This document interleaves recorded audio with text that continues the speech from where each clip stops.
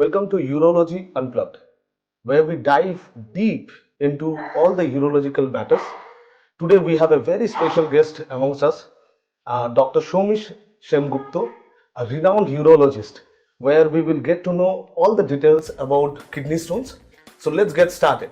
Dr. Shomish Shemgupta, welcome to the show, sir. Thank you so much. So could you please let us know, what are kidney stones in general? Okay, so let's just go a little bit on superficially first, then we'll go deep into it. Kidney stones as a whole means someone who has a stone lodged up anywhere in the kidney or in the urinary tract, which may or may not present with any kind of symptoms to the patient. Okay, it is prevalent in few areas of India, especially areas in which the temperature is quite average, is more than 35. It is dry. Also among factory workers where they work in high temperatures, for example coal mine workers, rubber industries, where the temperature overall is quite high and where they have a fixed duty hours and restrictions to fluid intakes and all. So these people are usually prone. That does not mean the other people are immune from having stones. So we'll go further in details what are the cause, but this is how we can begin with a general introduction of kidney stones. Okay, sir. So, what are the symptoms for kidney stones? Right. See, as I told you, the most common symptom is it is asymptomatic. Like patient may have kidney stone, but there may be no symptoms at all. Okay, because symptoms arises only when a stone inside the kidney increases a particular size, which is disrupting the function of the kidney. Or as we all know that kidney's main function is to filter the blood of all the waste products. So this filtered urine passes from the kidney down the urinary passage to the bladder, and then when we feel like passing urine, we pass it out. Yes, sir. If there is any stone which jumps from the kidney, gets lodged in any of these passages, that can cause pain. So what kind of pain? Usually the symptoms, to elaborate, this obstructive stones presents with symptoms which ranges from pain from the back, that is from the upper back, radiating to the lower belly or lower abdomen. The pain is not constant. The pain is episodic. It comes, it goes. It comes, it goes.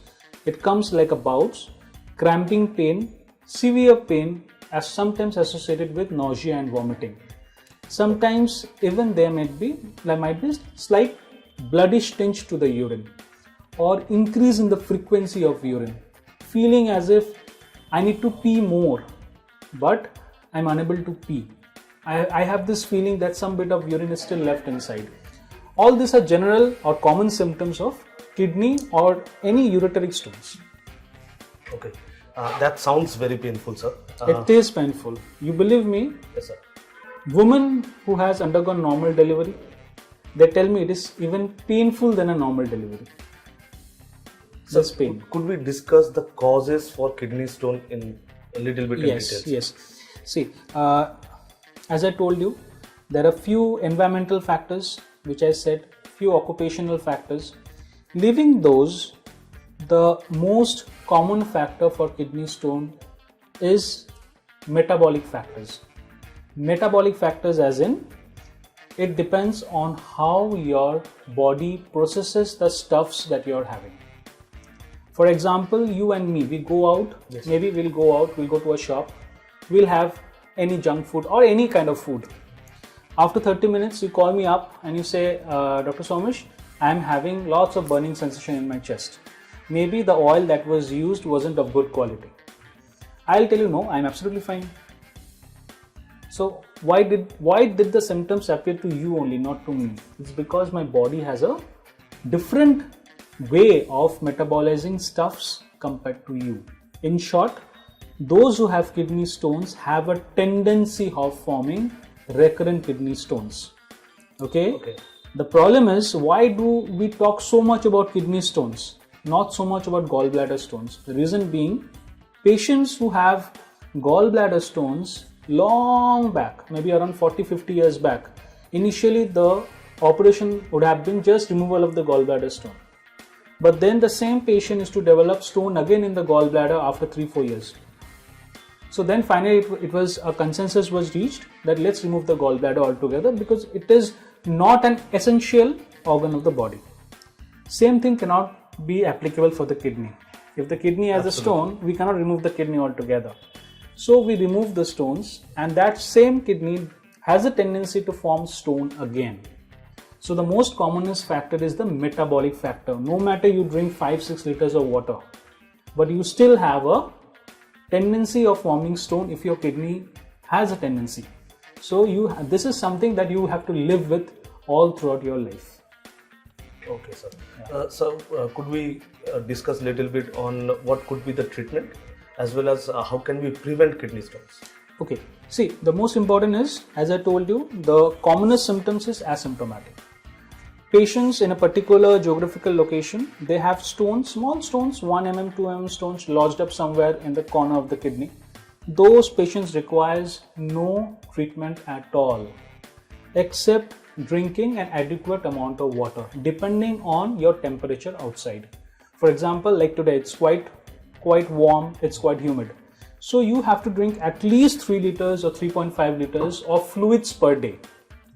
But for temperatures, as in if it is a winter time, in winter time, you can restrict your fluid intake to 2.5 liters per day. This is the first thing that can be done.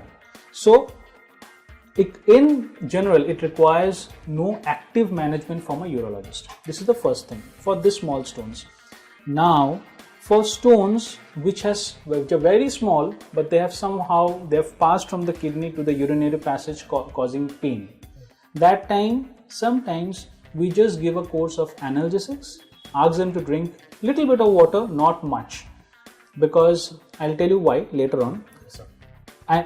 You might find it very contradictory. I am telling you drink lots of water, and now I am telling you drink less water. I was about to ask that to you actually. Yes.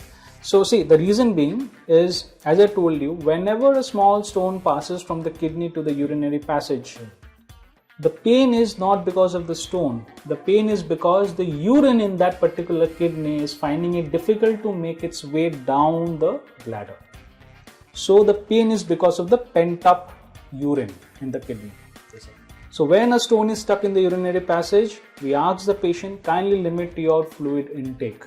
Because if you limit your fluid intake, the amount of urine produced by that kidney is less. So the pressure above the stone is less and you have less pain. This is the reason. When the stone is lodged in the ureter or the urinary passage, this is the advice we give. One more thing, that there is a huge role of having citrus fruits, having oranges, having lemons.